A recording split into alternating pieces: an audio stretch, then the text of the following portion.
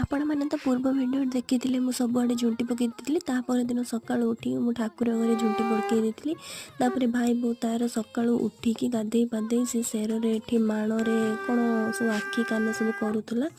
ବୋଉ ଏଠି ପଞ୍ଚାମୃତ ପାଇଁ କାଟି କଟା ଦେଉଥିଲା।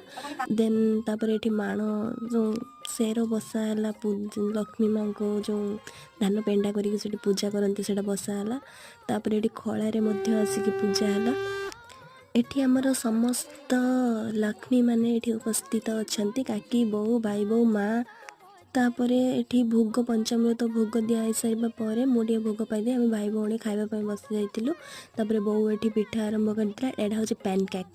ନା ଆକ୍ଚୁଆଲି ସେଇଟା ପ୍ୟାନ୍ କେକ୍ ନଥିଲା, ସେଇଟା ହେଲା ଚିତଉ ପିଠା ଥିଲା। ତାପରେ କାକି ଏଠି ପିଠା ବଳୁଥିଲା। ତାପରେ ବୋଉ ଏଠି ବହି ପଡ଼ୁଥିଲା, ତା ସହିତ ମୁଁ ମଧ୍ୟ ପଢ଼ୁଥିଲି, କିନ୍ତୁ ମୋର ସ୍ୱର ତାଳ ଲୟ କିଛି ଆସିଲାନି। ତାପରେ ସନ୍ଧ୍ୟାବେଳେ ଏଠି ଭୋଗ ପିଠା ଦିଆ ହେଇସାରିବା ପରେ ମୁଁ ଟିକେ କୋକୋନଟ୍ ପୁଡ଼ିଂ କରିଥିଲି। ସେଇଟା ଆଉ ଗୋଟେ ଭିଡ଼ିଓରେ ଅଛି, ଆପଣମାନଙ୍କ ସହିତ ସେୟାର କରିବି।